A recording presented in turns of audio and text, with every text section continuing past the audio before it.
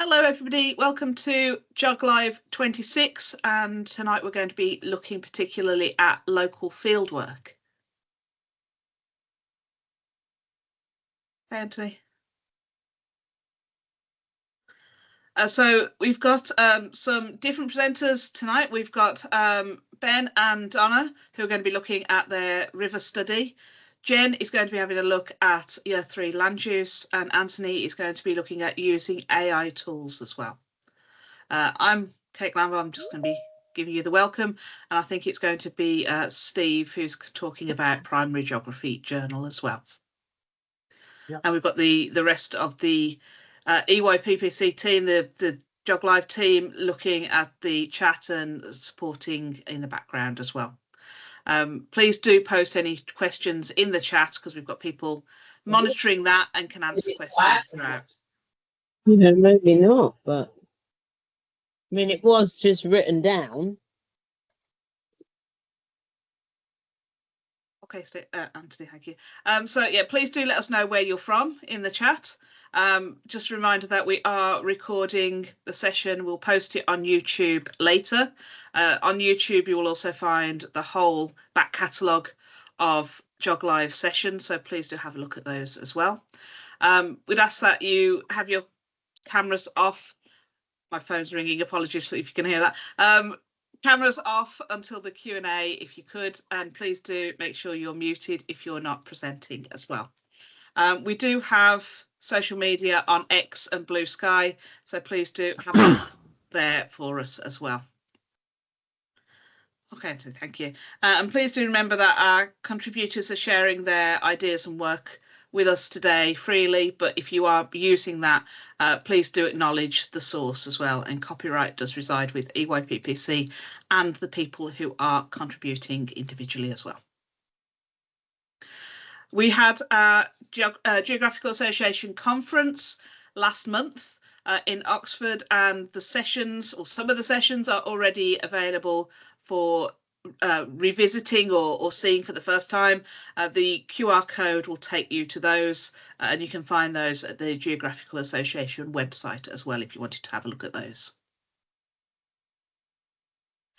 We also have the National Festival of Fieldwork coming up in June, and that's why we're looking at fieldwork in particular today to support you with that.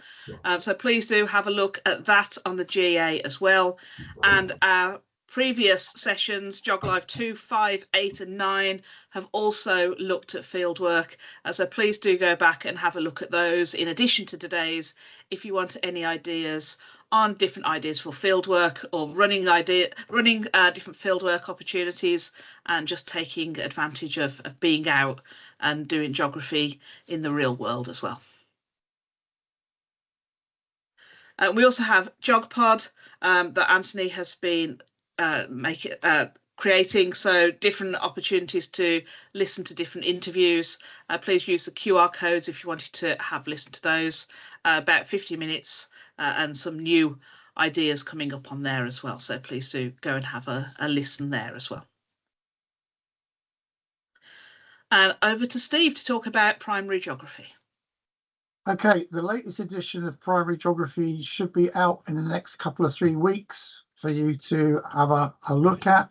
There's some fantastic stuff on there. It's a focus on citizen geographer. It's got a host of examples of how teachers and educators have provided opportunities for pupils to develop the attributes of the citizen geographer and be empowered as a result. I think we've all heard of the citizen scientist. This is the citizen geographer. It includes articles on valuing young children's geographies, where Sarah Sprake demonstrates the importance of implementing EYFS, geographical pedagogical principles that tap into children's own geographies. That gives them an approach that can offer them agency and allows the teachers to make early connections to their geographical development. Sharing Pupil Voice in the Community deals with how a research project revived one nursery school's outdoor learning visits for 3 to 4-year-olds. And the 4 authors there describe how young voices were shared with the community through an exhibition and the impact that sharing had. I'm particularly interested in sharing our geographical work with young children with other members of the community, so you'll find that one particularly interesting. The plastic champions at Kenmore Park Junior School are great examples of citizen geographers getting involved in inquiry for action. The pupils have shown themselves to be genuine citizen geographers and have been empowered to make a difference with the attributes of the citizen geographer very obviously inherent in their actions. So if you want to see how it works, how citizen geographers actually work, that's a great one to look at. Focusing on Kingsbury Green Primary's global citizen geographers, Leanne shows how cross-cultural initiatives have been an invaluable way for pupils from schools in the UK and Pakistan to develop deeper understanding of the world and a sense of shared responsibility in tackling global challenges. In the article Agents of Change, a primary climate project, Bristol primary teacher Lily shares how climate change projects can inspire pupils to envision different futures for the local area.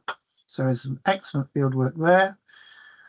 And of course, inquiry is a signature pedagogy in geography, but what exactly does it mean? Why does it matter? How can we nurture pupils to become knowledgeable, concerned and engaged citizens? So Julia and Paula explore the relationship between inquiry and active citizenship, and that really is a must read for everybody. Supporting Zero Carbon has actually got the title The Natural Wonders of Dorset. And it takes the idea that since the release of the DFE Sustainability and Climate Change Strategy in 2022, the need for schools to teach pupils about how they can support their school to become zero carbon by 2030 has become more urgent. So here Ed reports on making it part of his Dorset School's ethos and creating a legacy that extends into the wider community and beyond. And then lastly, we have what I think will become a seminal article from Simon Catley, who argues that we need to challenge why some stimulating and motivating ideas and thoughts and topics that appear to be omitted, or is that banned from primary geography curriculum and its teaching? Why is that the case? It's really an article that every primary teacher needs to be reading. So there's lots of really good, a real lot of goodies coming your way in the primary geography May edition, which will be out in the next few weeks. Next slide, please, Anthony. And then to support the National Fieldwork Fortnight, these are some of the resources that are available from the GA. And of course, there is, in addition, there are a whole range of resources available on the GA website, which I would really encourage you to have a look at. Okay, so there's plenty on there to get your teeth into in the next few months. Thank you, Anthony. Thanks, Steve. And we have, as usual, we have some suggestions on books from Sophie. So she has put together a handout recommending 3 really good quality children's texts used to inspire fieldwork. So if you have a look at the QR code there, it will tell you about those different books that she's suggesting that we make use of. Thank you, Anthony. So I'm passing over then to Caltock Community Primary School and staff from there who are going to talk to us about a study of the River Tamar. So over to you. Thank you. Hello everybody. Yeah, it feels like yeah, we're moderately nervous here, so we hope that we speak some sense to you. So it's great to be here with you all and to talk about the river that we study at our school, at our schools. My name is Ben Tom. I'm the executive head teacher and also, more critically and more significant on this occasion, the geography lead for the 2 schools, 2 local authority schools. So that's much more relevant and important. And I love geography, by the way. And Donna will introduce who she is. Hi, I'm Donna Kilpin. I'm a year 5-6 teacher at Caltock Primary. I do work across both schools, but I'm obviously based at Caltock. So I guess if it's okay, Anthony, if we could move on to the next slide. So having sort of introduced who we are, here's a little bit of context about where we work and where we're going to talk about takes place. So we obviously live in the southwest of England, and we are both our schools. So Stoke Climsland School and Calstock, where Donna teaches, are in East Cornwall. and obviously both relatively small schools, but we work really, really closely together. And obviously, I am not only the head teacher over both schools, I'm the geography lead over both as well. And clearly, our location is a gift in terms of things like fieldwork and geography. So what we're going to talk to you about today, if we want to move on to the next slide, Anthony, is around how we've utilised our locality and how I guess I have, have designed it, a geography curriculum which I've really loved doing over the course of the last 3 or 4 years, that really takes advantage of this beautiful location we live in and incrementally builds on children's knowledge, their understanding, and their sense of their own locality and how it's a part of obviously a much bigger, wider world in which they live. So you can see there, Caltock, hopefully. You might have found that while I'm droning on. We literally, my office looks out over the River Tamar. I'm very lucky. It looks down onto the River Tamar. So it's a beautiful place. And if we can move on to the next slide, please, Anthony. We were very keen, and I was very keen when I sort of redesigned our curriculum, that we would absolutely utilise the geography we had around us, the environment we had around us, and most significantly for me, because I do come from a place where I was very privileged in that my dad, who was somebody who loved places and loved geography, gave me the gift of adventure and exploration and a sense of awe and wonder around the world we lived in, both near and far. I was really keen that somehow that we could, as much as possible, inject that into the curriculum we offered our children. So that's the overview of it. But we do lots of fieldwork, lots of visits within our locality that really try to engage children in the excitement that we can have and the wonder that we can have of getting out into our world and finding out about it. And most significantly, in the work that Donna's going to talk about when we get to her, is around that really important, that emotional connection with place, which I think is very significant. I think for most, if not all of us, we will have those special places that we connect with it and that mean things to us. So obviously, very much that's been pieced together with hopefully a sense in which children have this real sense of developing knowledge, and they build on those skills, including field work. So having used lots of looking at Julia's work and working alongside, like, knowing Paula Owens. If we move on to the next slide, which hopefully, first of all, gives you a sense of the beauty of where we live. So this is Caltock. This is the viaduct that links Caltock from the line end, which is at a place called Gunners Lake, down to Plymouth. So it's a beautiful line, and one of the pleasures of it is you get to cross this amazing viaduct. And the school perches on the hillside overlooking the river, the viaduct, towards Cotehill, where we're going to discuss a National Trust, beautiful National Trust house on the edge of the valley. So when we designed the curriculum, obviously looking at rivers, the Tamar quite clearly was just this ripe and ready resource that was within our village, and it was my intention really that we ensured that the curriculum took advantage of that. So Donna, who I will say is the most fabulous teacher, and the kind of teacher where you hand her something and she not only takes that something, but she enriches it and makes it something even better than you could have imagined. So the next part of what we'll do is Donna will talk to you around how we used fieldwork, how we used enrichment to really look at the curriculum and the knowledge that we wanted to impart to children within the subject of rivers, but how we built on that and how we worked with external partners, and how we encouraged children to be immersed and look at the river in slightly different way, and in ways which maybe they hadn't really thought about before. But really that emotional connection that I talked about, and their interaction with it.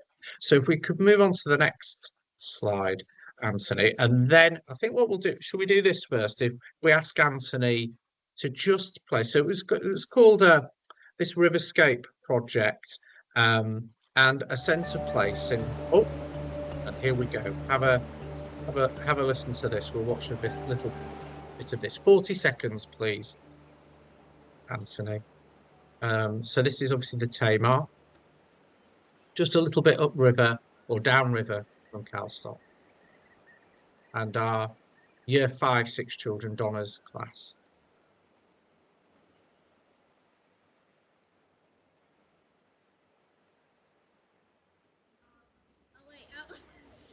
What's your object?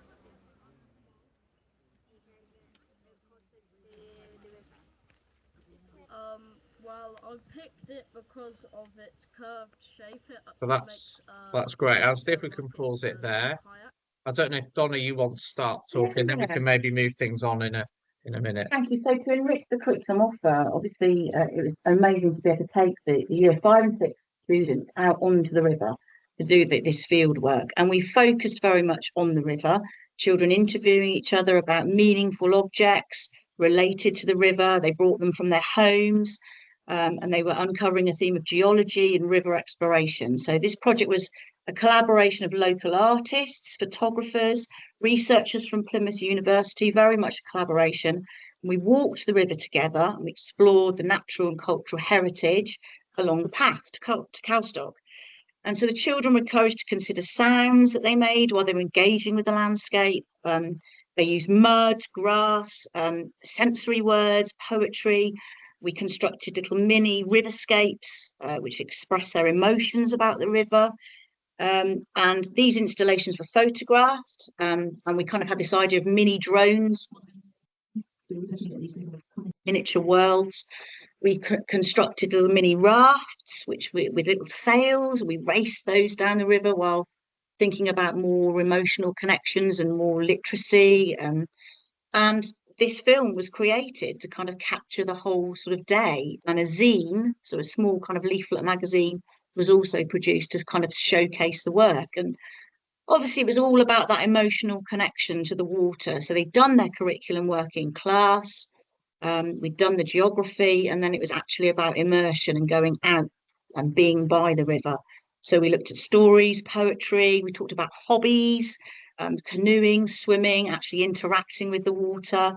That's where the objects came in and reminding us about where they live.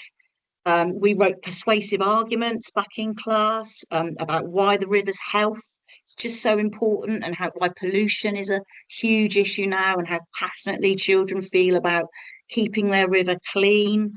We got involved with looking at policies to inform government.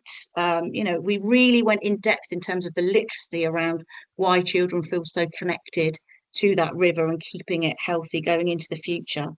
So it really was a fantastic fieldwork day, which had so many facets to it. And then we were lucky enough to have this amazing film, which captured that whole kind of piece of work. So, and it's basically enhanced their learning hugely, by immersing them in this world of the river. That connection is so much deeper, and it has, huge impact on the learning.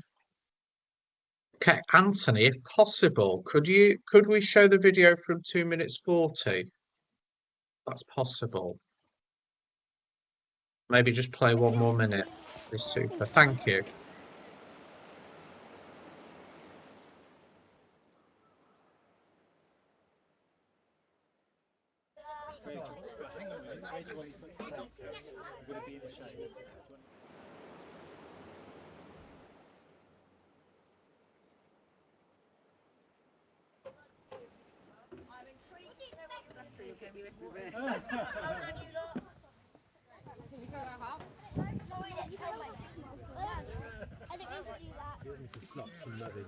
Yes. How about it turns like here, like straight down? We're making so careful. Mud sharing. Coronavirus. Mud fight. That's great. Thank you, Anthony. It's like Go to the next slide. So hopefully that gives you a sense of that project, and I can't sort of impress upon you enough how the impact of that for the children and their their excitement and engagement, not only with their geography but with their locality. And I suppose if we could move on to the final slide, which it all looks very much, this isn't just about me trying to pretend I'm amazing, but really truly what was so wonderful was we're part of working with an organization or a charity called the PTI that some of you may know, but we were able to put forward this project as part of our work in geography and towards something called the PTI Primary Impact Award, and we actually were the inaugural winners of that. And you can see, Christine Council, who's nominally well respected, I think. So her words, which were really so gratefully received from us all. And I think what was fantastic, and I guess what I would hopefully do in terms of inspiring other people to do similar things, is we're a very small school in a very rurally isolated part of southwest England. So actually to have our work recognised and to feel that we were doing something which felt really special and significant has had a great impact on our school and community, and great pride. So that was a sort of culmination, and that was a culmination of that work. So I'll end it there because I think we managed to keep it to about 13 minutes, which is reasonably good for me and Donna, because we do like to chat. So I hope that's been of interest, but very grateful for you listening. Thank you. Thank you very much. That was really interesting. I think there were lots of different ideas that people could make use of. So thank you ever so much for that contribution. And please remember, if anybody has any questions, either about that presentation or in general, or about the presentations to come, to please put them in the chat, and we will answer those later on. So thank you very much. Okay, Anthony, next slide, please. Okay, if I could just say one thing, just to remind colleagues that the way that this is recorded, if you have your camera on, it will probably pick up some pictures in the right hand side. So if you don't want to be recorded, probably turn your camera off. I've certainly turned my camera off for that reason, because my gurning face is not something I want captured on camera. So if you're picking your nose, if you're scratching your heads and you don't want to be seen, just turn your camera off, because the way that Teams records it, it will pick that up for some selected people. So just a bit of a thought there. Good point. Thank you, Anthony. Okay, so moving on then to Jen. So Jen, over to you. Hi, thank you. So I'm going to talk to you a little bit about some Year 3 fieldwork we do. I am the curriculum and geography lead at my school, and currently a Year 6 teacher. So very tired this week, so apologies if some of this doesn't make sense. If you'd like to go to the next slide for me, please. Thank you. So my school is very different from the ones we've just heard about. We are a big school, 3-form entry, in a very suburban setting. So for fieldwork in my school, we want to think about maybe the easiest way to get some really good geography fieldwork. So this idea I've got for mapping the land use, I call it a quick win for a bit of easy fieldwork, because it's really the bones of it is a simple walk around the school area. So there's very few resources required. It's a quick and easy risk assessment, which is always helpful with paperwork. And it's not too adult heavy, depending on your cohort, obviously, and their needs. So a really easy idea to pick up, I hope. Next slide, please. So this is my school here, right in the middle. And you can see we've actually really lucky, we've got a lot of green. That big field is our school playing field, and the bit of green to the east is our little site. Like, we've got a green patch and we've got a little science garden as well. So despite being in the middle of, as you can see, a highly residential, quite densely populated area, we're lucky to have amazing school grounds. This does mean, however, sometimes we don't then venture much out of the school grounds, which is where this idea came in. But also, it doesn't look like there's much to do if you just look in the very immediate vicinity. However, if we go to the next slide, if you zoom out a bit, you can see my school there, up to the top left of your screen. There's a really interesting layout of the houses there. There's quite a bit of open space. And on the other side of the road, to the left, there's the larger, some non-residential buildings. So actually, this is quite an interesting site to have a look at. A lot of children will maybe only know their route from their house to school, so they don't know about the really cool circle of houses. Most of them know about the buildings on the non-residential buildings because Morrison's is there and a trampoline park is there, but they don't know there are other non-commercial buildings there as well. So if we have a look at the next slide, this is it from a different perspective. So children will have the aerial views and then the OS maps available to them.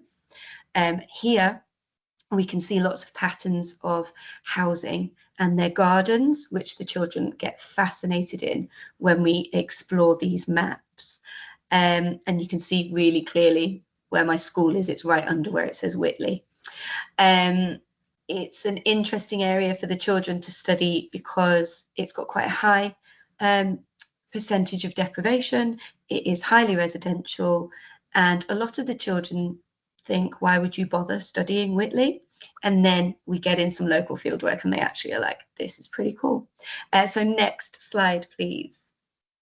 So the context of this bit of fieldwork, it's part of the Year 3 settlements unit. They've already learned about settlement needs, type of settlements, looked at patterns, colours, shapes, as well as going into more detail, and types of land use. In Year 2, they look at types of houses in the local area. They're comparing it to a similar area in Africa. And they do some field work, again, around the local area, where they go look at the different types of houses. And the end point of this unit is where they design their own settlement, trying to make it more sustainable. So that's kind of where the field work fits in the unit. Next slide, please. Thank you. So for the actual field work, we will have explored those maps and aerial views I've showed you earlier. They then can plan their own route, either using Digimaps or Google Maps. Varying degrees of success with this, so you do have to help them out sometimes. And they decide on what they want to include in their key. Again, you can obviously add something in if they've forgotten something. And they then decide their key before they leave, colour in the colours, collect them. Just little things like that are really helpful for when you get out there, you know, and you realise not everybody's got enough colours. They walk the route, and as they're walking around, they map the land use, so they're colouring in what they spot, and they can make any notes as they go as well. We have 3 classes, so they obviously don't all go at once. We usually go a class at a time, sometimes on different days, and this helps out with adults, absolutely, and ratios and things like that makes it a bit easier. When they get back from their little walk, they then look at what they found. They compare with other pairs, other groups, looking for any patterns, any surprises, and we have a discussion about their findings. They then have a look on some satellite images and Google Maps or Digimaps, trying to maybe look for, oh, well, we saw that was a factory. Can we find out what factory it is? Has it always been a factory? And we've got one literally on the other side of our school playing fields. And we were like, oh, that's why we could hear sawing the other day. And also right in the middle of the reading paper. Thanks, guys. But and then we also expand out from our walk a little bit using the maps and Google Street View and the aerial views, just to add in any bits of interest we might not have been able to walk to if we didn't have enough time. This is accessible for all children. I've had SEND children take photos, working in pairs if needs be. If they need to do a shorter route for accessibility, they can choose which route they want to go on and make their route shorter. You can add your photos into Digimaps when you get back as well, which is really useful. And yeah, I've not had a child not go on this field work, and we have quite a range of abilities, quite a range of behaviour needs in our school as well. So it's a really easy, accessible piece of field work to do. If we have a look at the next slide. And then the endpoint. This was one of my SEND children's from last year, their settlement, that they end up designing a settlement. They've got their key there. Obviously, we can see there's an arcade, super important. They try to make it sustainable. They look at where they might want to build. A lot of children do build near a river because we live near a river ourselves in Reading. They have like a fake island, and they choose where on the island they want to build. And then they explain why, they draw their map, they put what they've put in. And obviously, again, lots of adaptations for your SEND here. Some children had more writing with it. Some children made a model with it if they're not confident with drawing. Other children more collage, you know, really go for your children's needs. But I think that is about it. So I hope that's helpful for a nice, easy bit of field work that's really good, especially if you do it around about now in the nice weather. Thank you. Thanks, Jen. I think, again, lots of really useful ideas that we can take away, particularly when, I mean, you said some children will say, why are we looking at this area? I think there's always something interesting, and sometimes we just have to dig a bit deeper to find it, but there'll always be something worth looking at. Okay, thank you. So over to you, Anthony. I don't need to tell you to change the slides because you'll change them when you want. Okay, thanks a lot. Thank you, Kate. Thank you, Ben. Thank you, Donna. Thank you, Jen, for setting this up for the final session so well. Great pleasure to be with you all. So to kind of round off our session today on local area fieldwork, I really want to tap into some of the thinking that you need to do when you're planning, thinking that you need to do, and some tools that you can use to help you. And I'm going to be focusing particularly today on AI tools that I've thought of to try and connect to, in effect, that specific case study that Jen's talking about in Whitley near Reading. Now, I haven't ever been, and so that's quite an interesting perspective for me to think about. So I'm trying to think like a teacher who's planning from scratch, really, when I'm making these series of judgments and considerations today. So I'm imagining I'm a teacher in Jen's school. Clearly, I don't teach in Reading. So I'll be interested in Jen's thoughts and perspectives on this because she's not seen this before towards the end. So I'm really thinking about teacher curriculum making and how AI, artificial intelligence, and Gen AI can help us with this, because I've subtitled it as "We are often outsiders," because we are, as teachers, sometimes people who live nearby or adjacent to the community, but we're not actually in the community. So how can we get AI to help to tell us some of the stories about the community that we're perhaps teaching in? Because frankly, there are few off-the-shelf resources. That's the reality of us in primary, really. There's very few things that we can just grab and go with. So it's often one of the hardest things for us to actually find the story for in our local area geography fieldwork. So that's where leveraging these tools can actually perhaps help us. Because we must remember that every single school, sometimes even infant and junior schools, are located in different areas, different locations. So the stories that we might tell might well therefore be different, dependent on where we're actually teaching.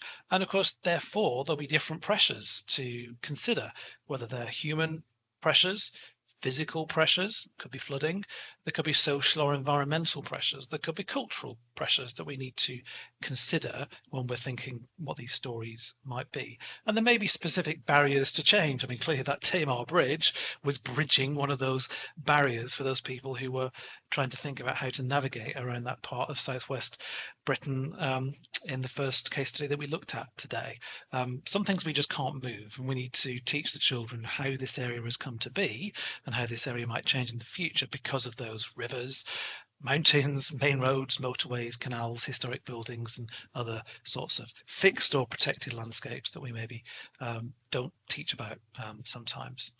So one AI tool that I've been playing with that I would introduce you to is this interesting one, which is very good for urban areas or really any street that you can think of. So again, I've used this in relation to a street near to Jen's school. So it's called Dutch Cycling Lifestyle. It's a Netherlands Tourism Authority street, and it's basically saying we have happier and healthier streets with a lifestyle which is considering the placement of the car and perhaps how much in some countries, perhaps many places that you live in, the car dominates, and we don't think sometimes critically about how much space, how much free space sometimes cars are given, and whether that space could be used differently, and discuss with children if it was given to pedestrians or possibly to cyclists. So essentially what you can do with this website is reinvent your street. So this is just by Jen's school. That's Jen's school fence, and Jen was talking about how she's collected frisbees from that particular street even just today. And with this particular website, you can reinvent the street. So you could say to children, possibly, which street do you prefer? Why has this street been changed? How has it been changed? How are the surfaces different? How is the space used differently? But what happens when there's a displacement of all those cars? What would happen if somebody's in a rush and wants to bring you to school, or what if an ambulance wanted to come through, or the fire engine? So there are kind of positives and negatives. This is not just a kind of anti-car rant that we want to go into with children, but we want to say to them critically, look at the street that we have now, and then how could this website show us how this street could be through using these examples of streets in different localities in the Netherlands that are superimposed on it using the AI tool. How could this street look differently, and which street would you prefer? We could do some voting on this as well. And I haven't quoted from this directly here, but I often cite the Transport for London documents, the Healthy Streets documents that were cited at the GA conference the other week, how useful those are if you want to Google them, to kind of thinking about specific ways that we could think about how space is used and utilised on everyday streets. So, of course, when we're thinking about geography, we need to think about contrasts as well. So this is another street which is subject to much debate near me at the moment. This is perhaps the nation's most famous shopping street, it could be argued, Oxford Street, which currently has a road running through the middle of it. And there are discussions by the Mayor of London, discussions by Transport for London for remaking this street. And there are pros and cons. I had a very interesting debate the other week where people were really saying the displacement of the traffic, which is mainly buses during most of the day because cars are not generally allowed to go down it, will actually cause far more problems than are solved. So we get these kind of bucolic images of what this street might look like. We might therefore automatically lead children to think that's better. But what about the surrounding streets? What about the wider story that we need to perhaps teach them, particularly perhaps in Key Stage 2? So that's the kind of contrasting locality of different streets. And there are, again, different artificially generated versions of what these streets could look like that we could consider. Who is this for? How is this better or worse for different types of groups of people, older people, younger people, people with a disability, and so on. So there is something about the tactility of these surfaces. Again, we were thinking about the emotions, perhaps in Ben and Donna's example, that we could perhaps tap into here. And the biodiversity clearly is different in some of these examples as well. The second tool I want to just introduce to you, if you've not come across, was first seen in Alan Parkinson's geography newsletter. If you don't get that, do Google that, worth getting his Substack newsletter. But that's from an organization called 15-Minute City AI. Again, an idea that is subject to discussion and debate in the wider media sphere. But the idea of this is using Jen's school and just dropping that red pin in the middle and saying, so if we use AI to tell us what this area is like, what is its story? And these are the different examples of the pins that are pulled up from the internet, from Google, in terms of what's happening there. So each of these different pins is a different type of land use associated near to the roads.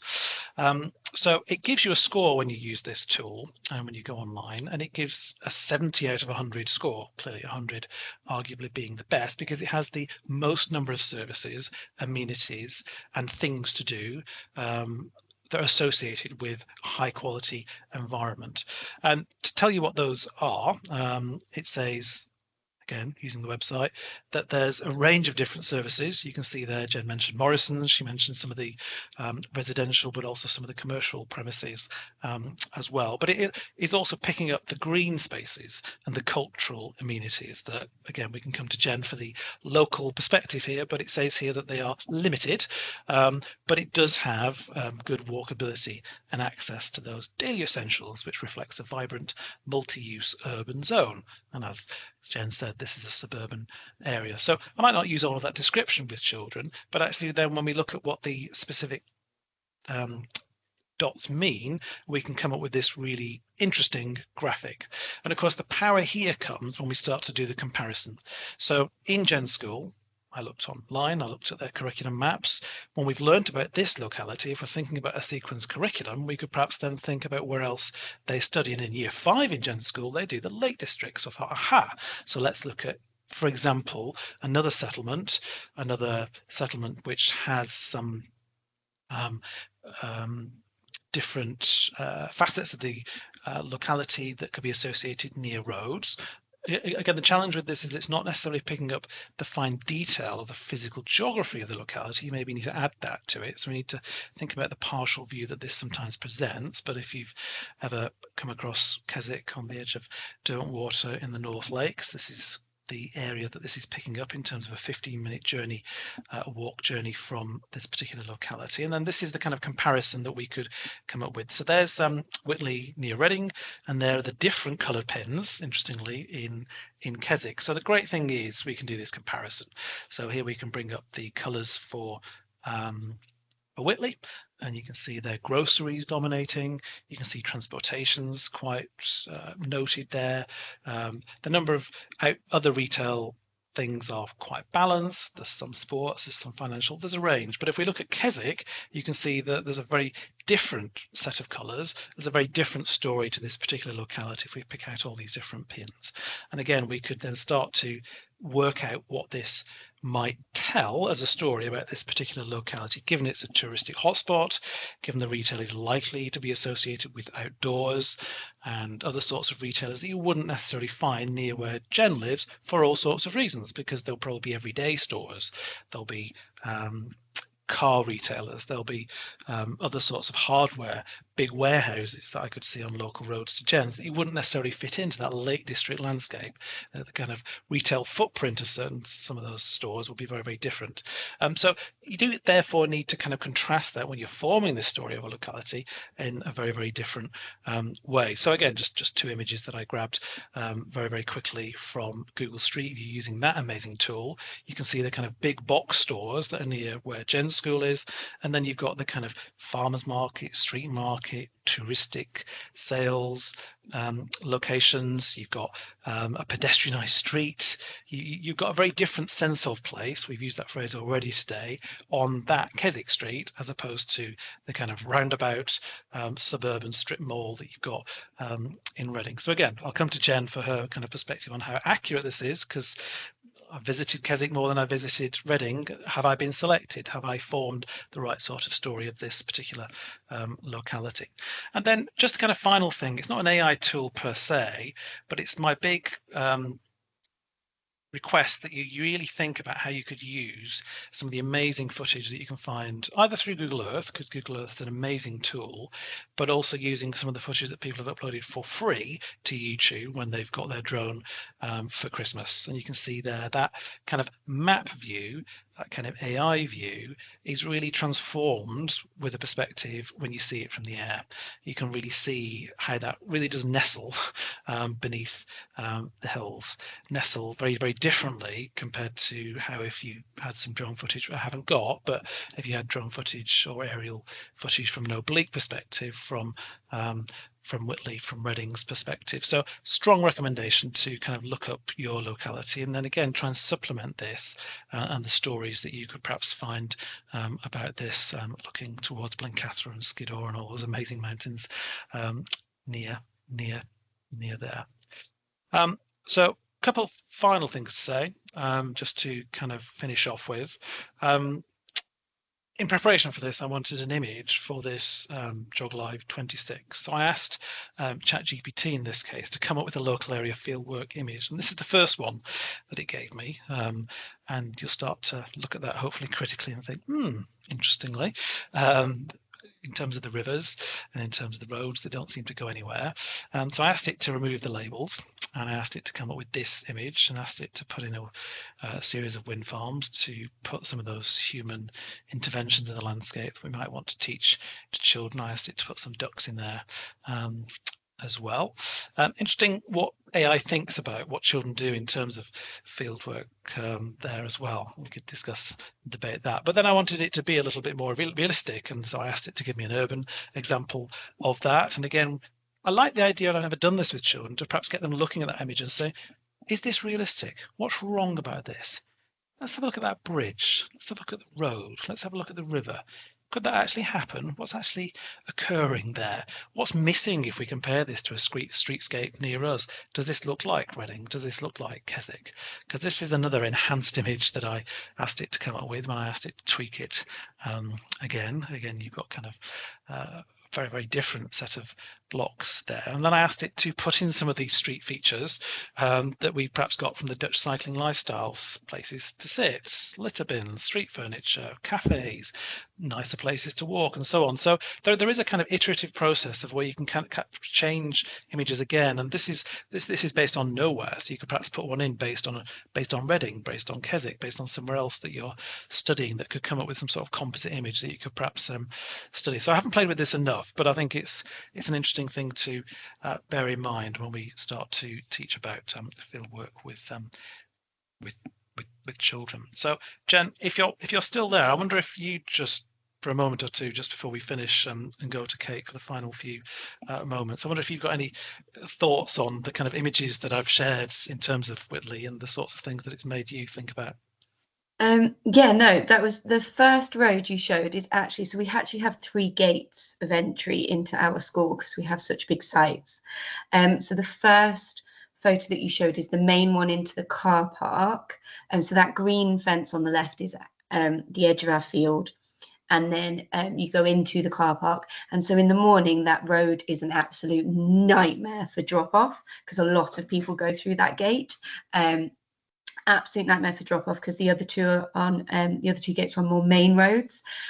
So fascinating to then make it car free because obviously the local residents, it gets a little bit tense sometimes in the mornings. So that was really interesting actually, and that'd be really interesting to share that one with the children when they're looking at the local area and when they're doing that. And then the roundabout you showed is literally kind of just over the road from school, and it actually flooded last Friday. So we got a 4-day bank holiday because the water pipe burst, and that was all actually completely flooded. So that was a really interesting then to look at, well, why was school, closed? Like children were asking those questions, and it's like, so that's our water is linked. Great for the Year 3 settlements topic, obviously, about the water and how it's transported around. But that is what the children see. The level of commercial buildings is interesting, actually. I think that would surprise the children because on most of their routes to school, they probably don't notice the corner shops. They've got quite a few corner shops, but they probably don't notice them that much unless they're stopping off to buy some sweets they're not supposed to on the way to school, they probably just notice more the houses, the residential, where the big park is, where the secondary school is. So I think that's a really good tool we could get in as well into the Year 3 field work. I think that was really fascinating, have someone else's perspective. I've been at this school now for 9 years, so it's good to have someone else's perspective as well on it. It was, I think it was a good representation. But yeah, really interesting, actually. So thank you. Thank you, Jen, for that, for sharing. Because I think it makes me think about the whole idea of sustainable drainage. I mean, if you look at that very concrete covered area near the River Kennet, you really could start to say, how can we make this area far more sustainable, biodiverse, but also making that area so it's not going to be so prone to flooding so that people in homes are going to suffer, because it's not so much of a problem in some ways that the businesses suffer, because arguably they're the ones who've covered overall the concrete. But how can we use that area maybe for slightly fewer cars and put some sustainable drainage in there? Because where does all the water go to? I mean, there must be lots of drainage underneath there, and it is that idea of what's underneath. Well, it technically flooded the A33. So not helpful. Thanks, Jen. So, colleagues, I think we'll finish there. But Kate, we've probably got a few minutes for other thoughts and questions. I don't know if there's been any thoughts more widely from Steve or anybody else in the community who've been listening in. Yep, and thank you, Anthony. I think there's some really useful ideas that I've never seen before either. So I think lots of things to go and explore and try out. So thank you ever so much for that. Steve, have there been any questions in the chat? No, Kate, nothing in the chat. Lots of really nice compliments about some of the ideas that have come through. I think that's been, everybody's really appreciative of what people have presented today. Absolutely. I think they've been really, really useful ideas. Thank you, Steve. Yeah, and there's lots of comments coming in at the moment into the chat saying how useful those sessions have been. So just to emphasize that as well. So thank you to our contributors today. Just to remind you then about the books that Sophie has put together. So 3 books that can be used for fieldwork and getting ideas for different fieldwork adventures and opportunities. So if you scan the QR code on the screen at the moment, and remember this will be uploaded to YouTube later on, so if you don't get it now, you can find it later on there. So do have a look at those, because there's going to be some useful ideas in those books as well. Okay, thank you, Anthony. Just a reminder again about JogPod. So some different interviews, some new ideas to hear from those, and the QR codes link to those different episodes as well. So if you want to hear Anthony's JogPod and interviews that he's been doing, please have a look there as well.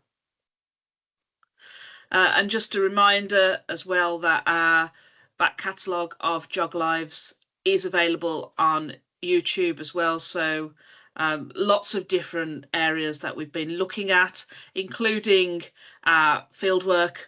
If you're interested in looking at more ideas for fieldwork, we've got some sessions on those. But if you are new to JogLive, we've also covered a lot of other topics as well. There's some examples on the screen at the moment, but have a look. I mean, this is JogLive 26. We've had a lot of different topics covering a lot of different areas. So I can't remember all of the ones that we've looked at, but please do go to YouTube and have a look there for a whole range of different areas to do with geography. So please do have a look at YouTube or use the QR code to get there as well. And that's everything. So thank you very much for joining us this evening. Thank you to our contributors. Have a good evening. And I think we'll stop recording. So thank you very much.